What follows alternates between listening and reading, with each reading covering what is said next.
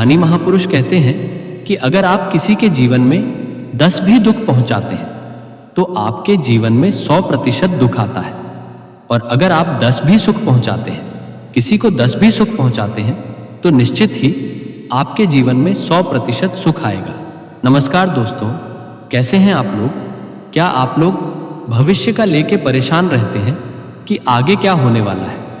जैसे हम लोग सोचते हैं ना कि अरे अभी तो अच्छा बीत रहा है, अभी तो सब कुछ अच्छा हो रहा है, लेकिन पता नहीं आगे क्या होगा। भविष्य को लेके बहुत परेशान रहते हैं हम लोग, रहते हैं ना, जबकि कभी भी भविष्य को लेके परेशान नहीं रहना चाहिए। देखिए, जब जो होना है वो तो होकर ही रहेगा, उसको कोई भी नहीं बदल सकता है। चलिए, आज जो कथा हम आप लोगों को सुनाने जा रहे हैं वह इसी पर आधारित है। कथा बहुत सुंदर है, अंत तक सुनिए, क्योंकि जानते ही है कोई भी कथा आधा अधूरा नहीं सुनना चाहिए। तो चलिए, ज्यादा बात नहीं करते हुए सुंदर सी कथा शुरू करते हैं। देवा श्री गणेशा, देवा श्री गणेशा, देवा श्री गणेशा। एक बार श्री विष्णु जी गरुड़ पर बैठकर महादेव जी से मिलने के लिए कैलाश पर्वत पर गए। अब देखिए, तभी यमराज जी भी वहां पर पहुंचे। देवों के देव महादेव ऐसे देवता हैं जो किसी के पास नहीं जाते हैं। उनसे मिलने के लिए सब देवी देवता आते हैं, तो इसीलिए महादेव कहलाते हैं, सब देव, वो महादेव। अब देखिए क्या हुआ। जब गरुड़ पर बैठकर श्री विष्णु जी पहुंचे कैलाश पर्वत पर, तो विष्णु जी अंदर चले गए। महादेव जी से मिलने के लिए गरुड़ जी बाहर ही रह गए, और तभी यमराज जी भी अंदर जा रहे थे महादेव जी से मिलने के लिए। अब देखिए, बाहर में एक छोटी सी प्यारी सी पक्षी थी, बगरू, जिसको बगर कहते हैं ना। वो बगर बाहर में उड़ रही थी, इधर से उधर, उधर से इधर कर रही थी। अब यमराज जी जब मिलने के लिए महादेव जी से अंदर जा रहे थे, तो वो बगर को देखते हुए जा रहे थे। बहुत गहराई से बगर को देख लिए और फिर देखते हुए महादेव जी से मिलने के लिए चले गए। अब गरुड़ जी जो देखे कि यमराज जी उस बगर को देखते हुए अंदर गए हैं, महादेव जी से मिलने के लिए उस बगर को देखते हुए अंदर गए हैं। यमराज का नजर इस बगर पर पड़ गया है।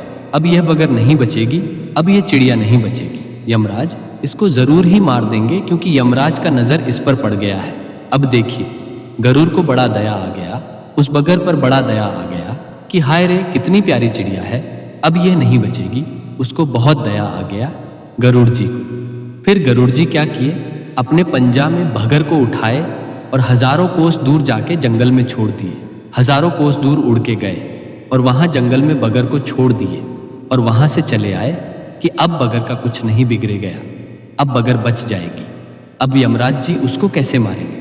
बगर को तो हम हजारों कोस दूर जंगल में छोड़ आए हैं। तभी देखिए क्या होता है।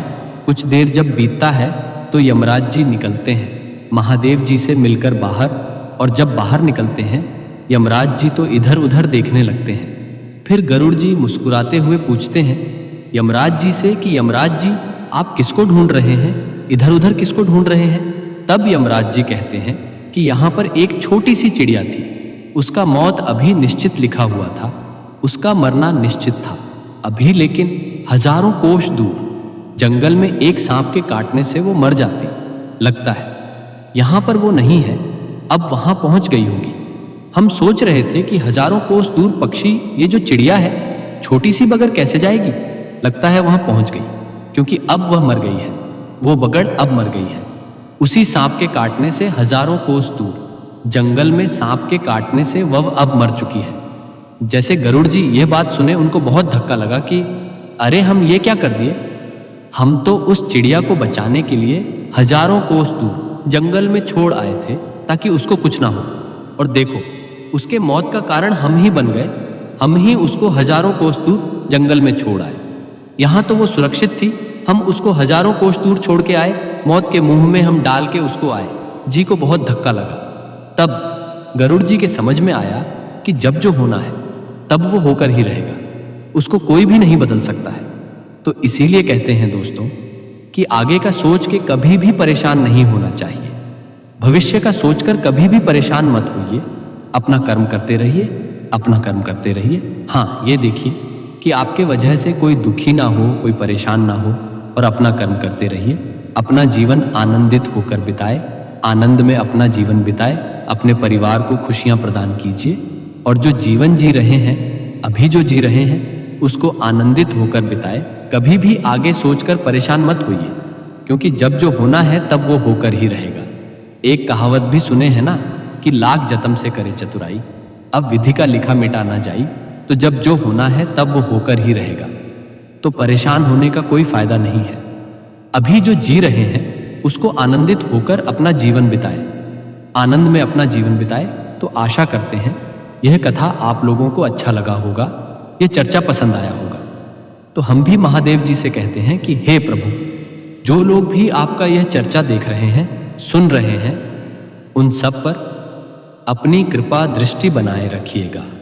महादेव अपने सभी भक्तों पर दया कीजिएगा, प्रभु दया कीजिएगा। तो सब बोलिए जय महादेव, हर हर महादेव, माता पार्वती की जय।